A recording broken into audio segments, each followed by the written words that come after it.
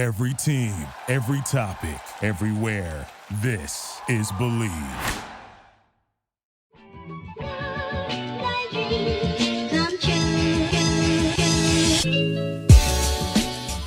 Welcome into another edition of the JMU Sports News Podcast. I am Bennett Conlin, joined by Jack Fitzpatrick. It's Masters Week. By Masters Week, do you mean that the women's golf team put on a masterful clinic this weekend? That's exactly right. Women's golf is probably they're headlining the show today. They are. They are coming off of a 19-stroke win over the weekend. Put that into terms that I can understand. That's a 25-point basketball win and they're playing a game with 10 other opponents against them. So impressive. Think about that for a second. That's a crowded court, but they found a way to get it done. It is honestly insane. And then there was one player who had just an absurd final round. I forget her name. I'm going to let you take it away and just kind of break down what women's golf did over the weekend. Amelia Williams shot a 64 to win the individual portion of the event. So her final round, she shot an 8 under 64. I was looking at it. She parred 2 of the par 5s and had a bogey on her card. So she went 8 under despite not birdieing 2 par 5s and making a bogey on the day. And it was her 21st birthday. That's a memorable 21st. That's amazing. I thought that was pretty cool. Blowout win for them. They've won, I want to say they won 3 of their last 4 events. And the one they didn't, they got second, and they probably could have won that one. So they're on a heater, and their next competition will be April 16th. That's the Sun Belt Championship. I was looking at some golf stat rankings. I think they're the favorite, probably by a small margin. So it'll be competitive, but they have a legitimate chance to win the conference title in their first year in the league, which would be dope. That's awesome. And I think we need to be getting Tommy Baker here on the podcast shortly, because this is becoming Bennett's golf podcast. We're a golf podcast. We're a pro golf podcast. We're a golf podcast where I'm trying to say, can you explain a 19-stroke win in terms I can understand? Is this a team that has a big man? They have a lot of really talented players. They've got depth. They got size, right? They got guard play. They can score from the wings. They can go inside out. They have a mid-range game. They can do everything. This is an elite level mid-major team. It is kind of insane though. Like we're joking around about putting it into other sports terms, because like a 19-stroke win, even if you're not a golf enthusiast, that is a dominant win. And to do that, I feel like in team play is even more exceptional. And then on top of that, Williams just balling out and shooting 8 under in the final round. Like everything coming together is just like, you look at that and you're like, oh, wow, this is good. Yeah, super impressive. I think it's, I want to say they have it's 5 or 6. I always forget exactly, or 4 or 5. But there's a certain number of players, and you count every day you're counting 4 scores or whatever it is. Yeah, I think it's 4 on your team. So it's 4 individual scores. So you can it helps when Amelia Williams shoots 64 one of the days. But you have to have depth on your team. You have to have multiple players who are good, and they've kind of done that the last few years. I think they have now 6 wins in the last 3 seasons, including a CAA title. And then last year they couldn't win the conference championship because they weren't eligible. So they had this great comeback, I guess, in 2021 to win the CAA. 2022 they weren't allowed to play, and then they're going to go into the Sun Belt Championships as probably the favorite. They're doing a lot of really good stuff, which is, it sort of speaks to JMU's overarching athletic excellence outside of the baseball team, for just to use an example. Well, don't jump the gun. We're going to get to baseball, but first we have to talk about another team that has been firing on all cylinders to start the season. Lacrosse currently comes in at number 4. They're up 5 spots from last week in the Inside Lacrosse women's lacrosse top 25. I probably butchered how you're supposed to actually say that. But the women's lacrosse team has been exceptional. They're coming off of a 10-8 win over UVA back on, I think that's last Wednesday. No, that's 2 Wednesdays ago. I think we talked about it on the podcast, but a amazing win over number 12 Virginia, then a 10-8 win at Temple, and then a dominant 16-2 win over AAC rival ODU. That's another win. That's another, however they're doing the royal rivalry thing between ODU and JMU, but another win for JMU over the Monarchs.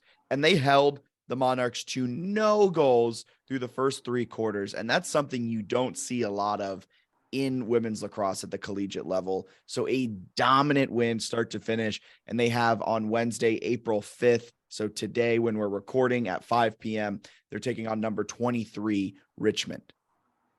Really good team, playing well. The Temple one, I think they kind of checked out of that too, is 10-3 after 3 quarters. And they were probably a little ticked at themselves for getting outscored 5-0 in the 4th, but they were kind of cruising in that one. They've been sort of dominant in conference play. And we talk so much about the defense, but I guess in 11 of their 14 games this year, I think they've scored double-digit goals. And the other one, they've scored at least 8 every game. They've done a nice job where the offense is not a liability by any means. I think the defense is impressive, but gosh, man, they're a well-rounded group yet again. They are in a position to be a true national championship contender. Like, I know beginning of the season, we're like, all right, guys, let's hope they win the American and make a little bit of a run, but national championship shouldn't be the expectation for this team. At this point in the season, they've gone toe to toe with, at the time, number 1 UNC, who has now fallen to number 5 in the rankings. They took on Maryland, who's currently number 10 in the rankings. They're going to play Florida if they haven't already. Beat them by 5. Beat them by 5. That's right. And then you have another ranked opponent in number 23, Richmond. And then to finish out the season in the AAC, you have a real shot at playing Florida again, or maybe another team that sneaks into the top 25. So this team could really have some fantastic wins.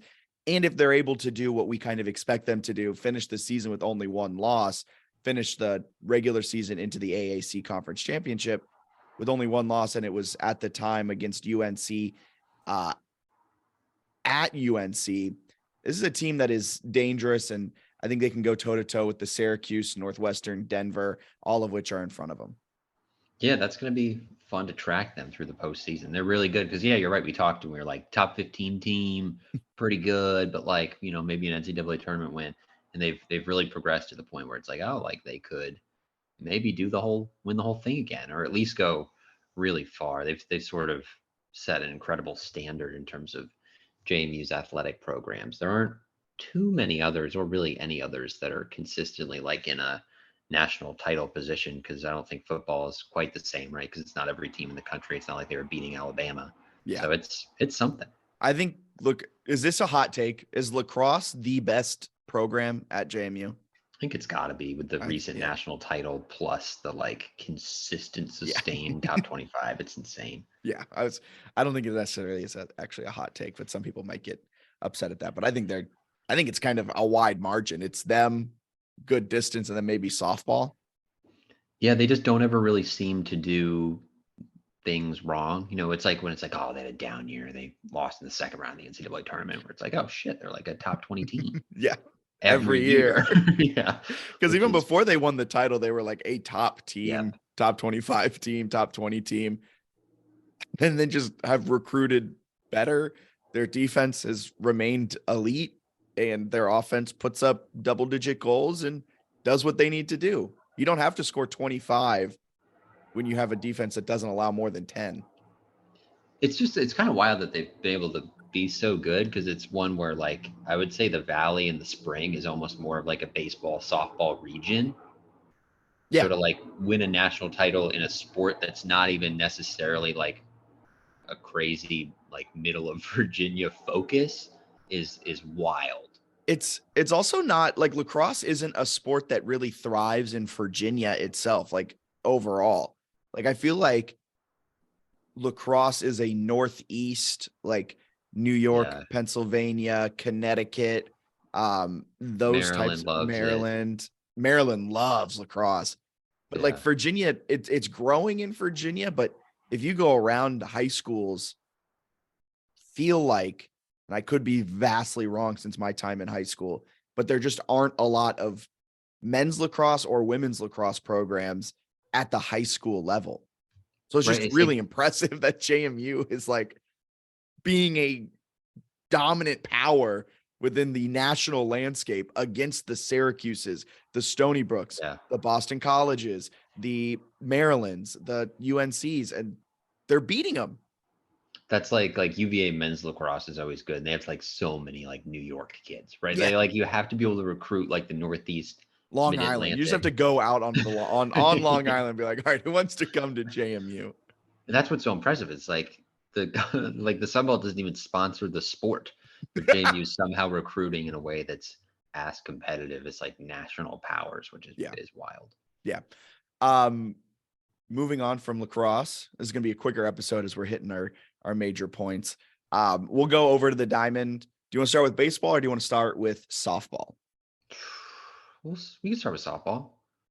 Okay, a little bit more hope in the softball landscape. They did just get swept by Louisiana, but maybe I'm being too optimistic. I took some positives away from that game or from that series. A loss on Friday in 8 innings, 8-4, a tough top of the 8th where Louisiana pushed 4 across and things kind of got a little ugly, but a close game nonetheless, a 9-2 loss and a 6-2 loss. But Louisiana now has won 76 conference series in a row, which is absurd if you actually think about it. They have not lost they haven't lost a conference series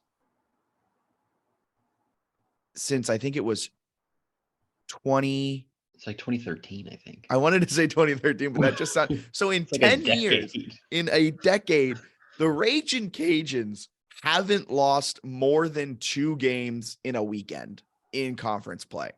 Mind-boggling. It really is crazy. Yeah, there's definitely some positives from the JMU front where they hung in that first game and then the third game too. They're a solid team. Like they're maybe a little bit better than I expected. Yeah. I don't think they're a tournament team. And I think the Sun Belt might get like 5 bids, but I don't think they'll be one of those 5 based on like the RPI. They've had some pretty easy games on the schedule, including some that they've dropped. But they're 20-10, 5-4 in the league, including the 3 losses to Louisiana. Like they're a good, solid team. I think they were picked to finish like 5th in the league or something. They'll probably be close to that, maybe just outside in the standings. But I don't know. They're decent. They definitely need to improve. They're not what they used to be the last like 5 to 10 years. Some of those teams were insane. Yeah, but that also has to do with the fact that you went from Jalen Ford to Megan Good to Odyssey Alexander, professional. 2 of those players I think all 3 of them actually found their way onto a Team USA roster at some point, like elite level pitching, and all of them also batted above 300 in their career With power. with power. So you don't stumble into one of those in like a 4-year span, let alone 3 of them in a 5-year span. Just kind of insane that like JMU had positioned itself there. But currently this season, they have 5 players batting above 500. Hannah Shiflett, KK Mathis, Hallie Hall, Jasmine Hall, and Kylie Gleason. Then they have Avery Pinder batting just a tick below 300 at 293. So a really solid offensive lineup. And then Alyssa Humphrey has a 2.71 ERA and Kyla Berry has a 3.10 ERA. They've been kind of the 2 go-to pitchers this season for the Dukes. Humphrey has pitched 102 third innings and Kyla Berry has pitched 61 innings this season. Yeah, they've got some decent pitching. I think it's 1-2 where I think Fleet, the recruit coming in next year, who was originally committed to Georgia, and then flipped, is supposed to be extremely talented. So they've got some good pitching that's supposed to return. Some of the hitters, you mentioned all the players over batting, a tick over 300. KK Mathis is really, really talented. Jasmine Hall's a really good young player they're building around. So they've got some pieces there that I'm excited about. It's just a matter of building out that depth and having elite level pitching, which it seems like they're sort of trending in that direction. Might just take a little bit of time, but hey, it's good to be in a competitive league where you can possibly get multiple bids. And I think eventually here they'll get themselves back to the tournament. I just don't expect it to be this spring. Yep. And then on the baseball side, don't expect them in the tournament either. But the good news, they just beat, who'd they just beat? They beat Richmond yesterday. They beat Richmond 11-8. Good for them. Also, they this is throwing it back. They beat Radford on March 21st, 8-6. Did you know Radford's in the midst of a 13-game losing streak and just was outscored by Gardner-Webb 37-4 over the weekend? They play Charlotte soon? They played Charlotte yesterday. Charlotte ruled them 10-0-7. Is Carl Kuhn still their coach? No, it's Alex Guerra, a former JMU coach. Oh, I forgot that I think he got canned or whatever. They're 7-22. Man. 14-game losing streak. Yeah, they're undefeated in midweeks. But then, yeah, JMU, back to the JMU at hand. I kind of wanted to throw a little dirt in that midweek win wound. Undefeated in midweeks. That's awesome. Good for them. Can't say the same about their Sun Belt play. So far, they are 3-4 in conference. I think you tweeted this out. More losses by 10 or more runs than they have wins in conference play. Yeah, it's like the same or something, or it's like 3 of each. It's just, I don't know. They've gotten killed in some conference games, like 14-3, 19-3, and 2 South Alabama losses. Coastal got them 16-3. It's somewhere I just feel like in the offseason, people are like, oh, I don't think they're that far off. And when you lose by like 13 in a baseball game, a couple touchdowns, putting it in football terms, that's not good. Thank you. That's not good, right? It's I don't know. They're not that good. They haven't been that good. We've said that for a long time. It feels a little bit I don't know. It's just kind of very repetitive with us here for the baseball podcast. I kind of think, and we'll get into it as the season goes on, but like they've got some tough games left, dude. They have a road series coming up against Southern Miss. They play at Maryland, which has been decent in the past, at Virginia Tech. They host Louisiana, which always takes those sports seriously, at Virginia, which is just, Virginia's like a top 5 team. They're murdering people. ODU is better than us. They play Virginia Tech again. I think like they're 17-11 right now overall. I think they're going to get real close to like 500 overall again. I think they're about to lose a lot of games. You know what I just can't wrap my head around, though? Yeah. Last season, they had Chase DeLauder. The season before that, they had Chase DeLauder. This is a first-round talent. This year, their offensive lineup is not terrible. Fenwick Trimble is 3rd in the nation in doubles. He has 15 doubles this season.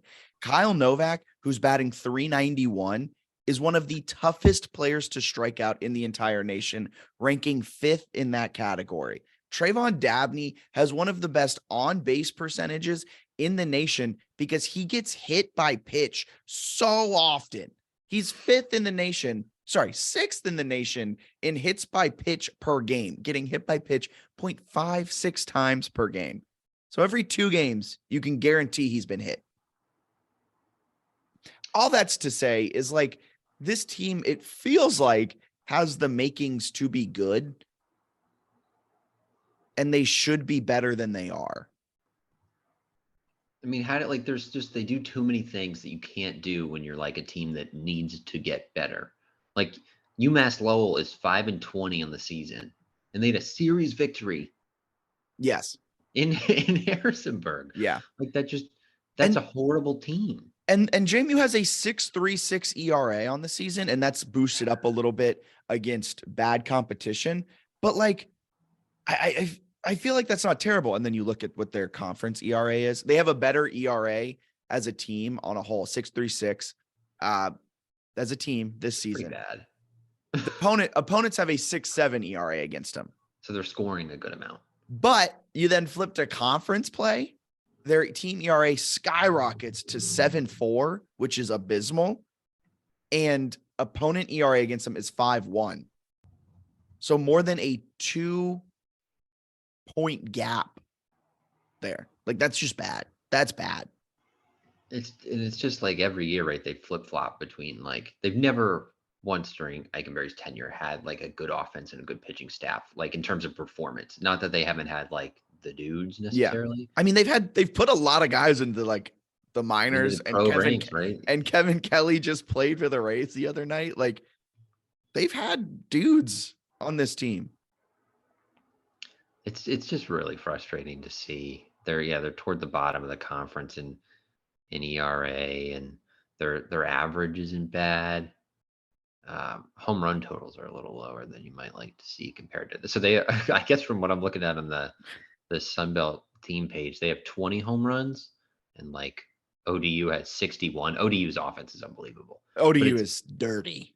but that's kind of wild to be like a similar number of games, Yeah. one fewer game and 41 fewer home runs. I mean, the team leader in home runs this season is Fenwick Trimble with 9. And in Yeah. conference play, they only have 4 home runs in 7 games played. On the season, like you said, 34 home runs on the season. That's wrong. You just said it. I 20, I apologize. think. Yep, 24 in 28 games played. Yeah, I guess they had 4 against Richmond or something, so it boosted their numbers. Yeah, That's why they didn't have yesterday's in there. Which is sad. I wonder, yeah, I guess it'd be interesting to go through and see how many of them are like midweek, not even just non-conference, but like how many midweek home runs against bad teams they've slugged compared to like games against teams where you're trying to win a series. But it's I forget the teams I just listed exactly, but like the pitching stats, they still have to play ODU. I know they were one of the teams. Louisiana, Southern Miss, Troy, I think Marshall's on there, Georgia Southern. That's like the top half of the Sun Belt in team ERA.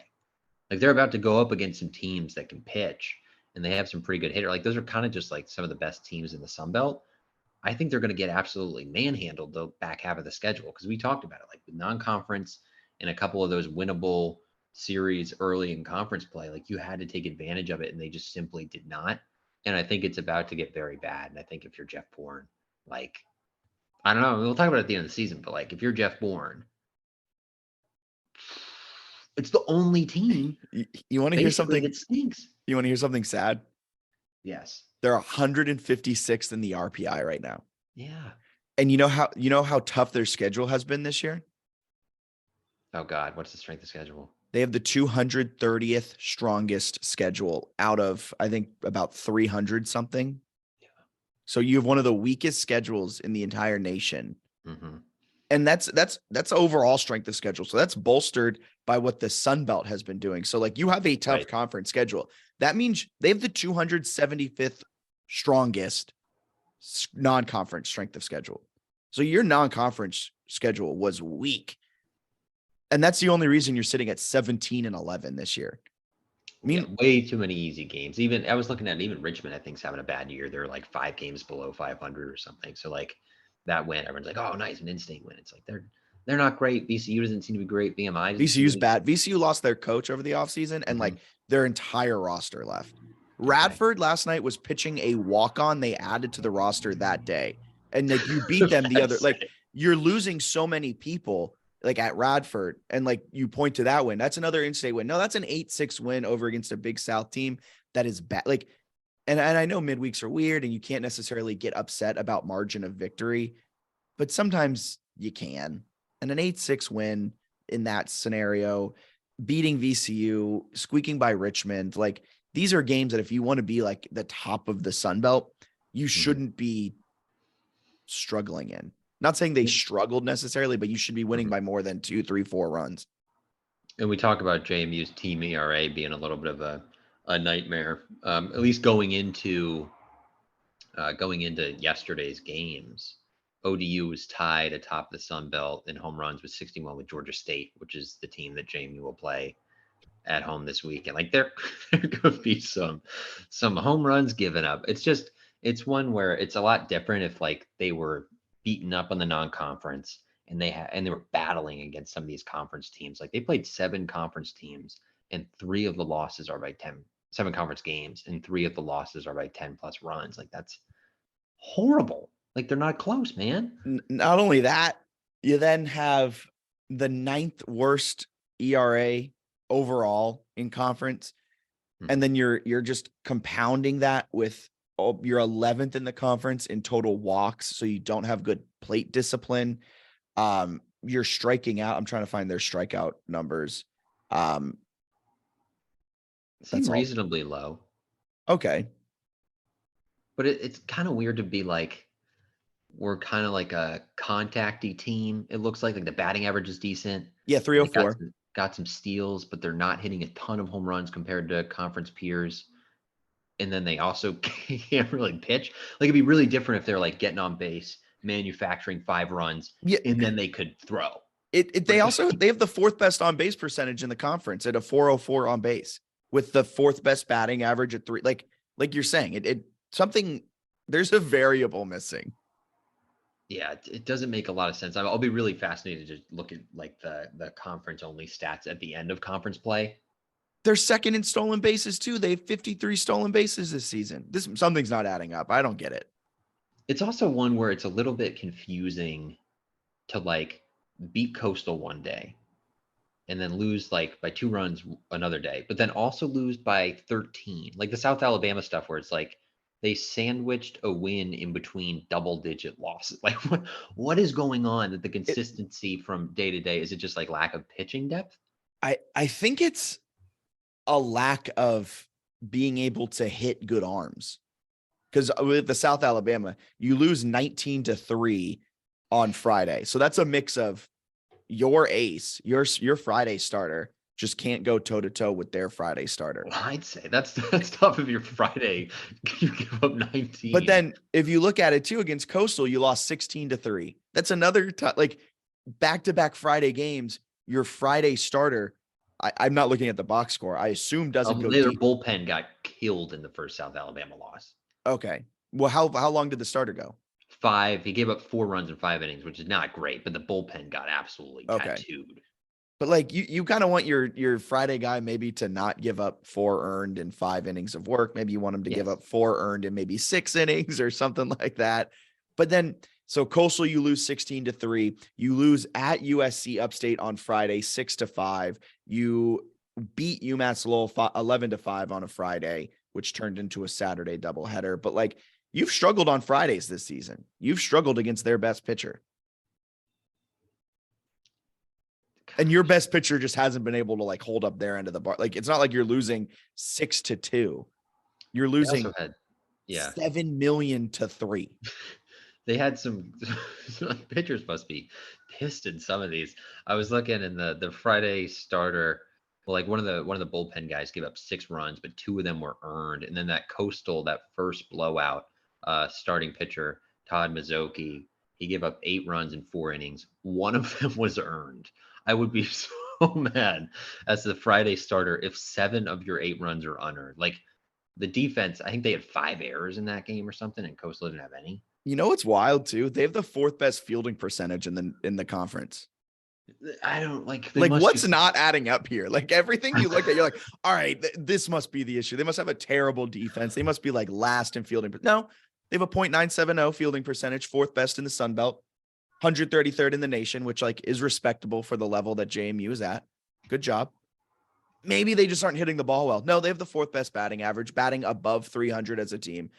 Or I guess they just aren't getting on base all that well, like when they're not hitting the ball. No, they have the 4th best on base percentage. Okay, maybe they just aren't manufacturing runs. They just can't steal the bags all that well. No, they have the 2nd most stolen bases in conference. Maybe it's the ERA. I mean, it's all right. It's not so bad that it's costing you opportunities to win. Sometimes it is, but like overall as a team, it's your offense is going to have to come up, but like it's giving you at least a chance, but whatever. Man, I'm excited to look at the conference only stats at the end of the year because I think they're about to be bad. But I don't know. It feels like one where we've talked for a long time. I think baseball would be a sport that was wildly supported at JMU if they played well. Yes. Well, anything else you want to add on that note? I don't have a lot. I don't think there's been much action in the basketball portal. Spring practice football stuff is kind of hard week by week to get much of a gauge because Signetti really doesn't say anything and they aren't given a lot of access. So until we get to like the spring game, there's not a ton that appears to be going on. Portal just kind of like just now it opened technically. Like you've been able to enter it, but it's been the recruiting dead period. So hopefully we'll start seeing moves coming up. Yes. Hopefully JMU adds a big. So for Bennett Conlon, my name is Jack Fitzpatrick. You guys have a wonderful rest of your day. See ya.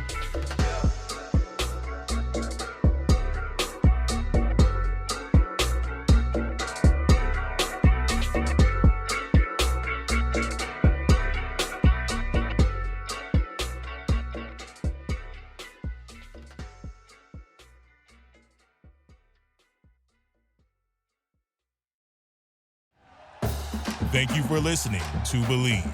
You can show support to your host by subscribing to the show and giving us a 5-star rating on your preferred platform.